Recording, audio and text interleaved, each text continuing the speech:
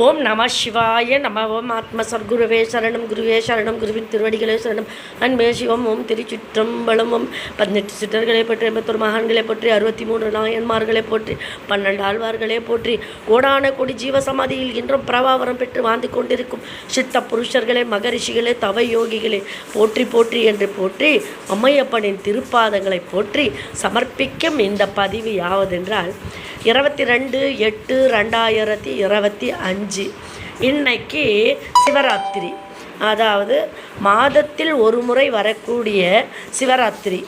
இன்று நான் உங்களுக்கு சொல்வது என்னவென்றால், அன்பு ஆத்ம சொந்தங்களே, இந்த இறை வழிபாட்டில் இருக்கும் பெண்களுக்கு தெரியாமல் செய்யக்கூடிய தவறுகளை அதை செய்வதனால்தான் உங்கள் வீட்டில் கஷ்டங்கள் அதிகம், கடன் பிரச்சனை தீர்வதில்லை.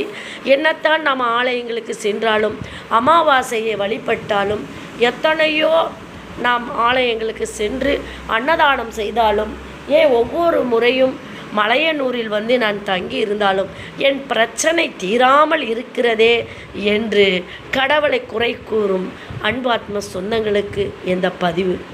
அன்பாத்ம சொந்தங்களே, கடவுள் யாருக்கும் அள்ளித்தர வேண்டும், யாரையும் கைவிட்டிட வேண்டும். இவர்கள்தான் நம்முடைய சொந்தங்கள், இவர்கள் எல்லாம் நம்முடைய விரோதிகள் என்று எந்த தெய்வங்களும் நினைப்பது இல்லை. தெய்வம் என்பது ஒன்றுதான். அவர்களுக்கு ஏற்றப்போல் தெய்வத்தை வணங்குகிறீர்கள். அதனால்தான் அனைத்து தெய்வங்கள் என்று சொன்னேன். அன்பு ஆத்ம சொந்தங்களை நல்லா நினைவில் வைத்து கொள்ளுங்கள். இந்த சில பேர் என்ன செய்வாங்க, வெள்ளிக்கிழமை ஒரு நாள் மட்டும்தான் காமாட்சி விளக்கு போடுவாங்க. இன்றைக்கி பெரும்பாலான வீட்டுங்களில், குடும்பங்களில் 98% அப்படி தான் செய்கிறார்கள். அவள் வெள்ளிக்கிழமை விளக்கு போடுவதாக இருந்தால் இவர்களுக்கு பல பிரச்சனை இருக்கும். ஒன்று, வியாழக்கிழமை விளக்கை கழுவுவார்கள், பூஜைக்கேற்ற பொருட்கள் கழுவுவார்கள், இல்லாவிட்டால் வெள்ளிக்கிழமை கழுவுவார்கள். இதை முக்கியமாக தெரிஞ்சு கொள்ள ஒரு அவசியமான பதிவு. அன்று செய்யக்கூடாது. அதாவது வாஸ்து தேவதை நம்முடைய மகாலட்சுமி வீட்டில் குடியிருப்பாள்.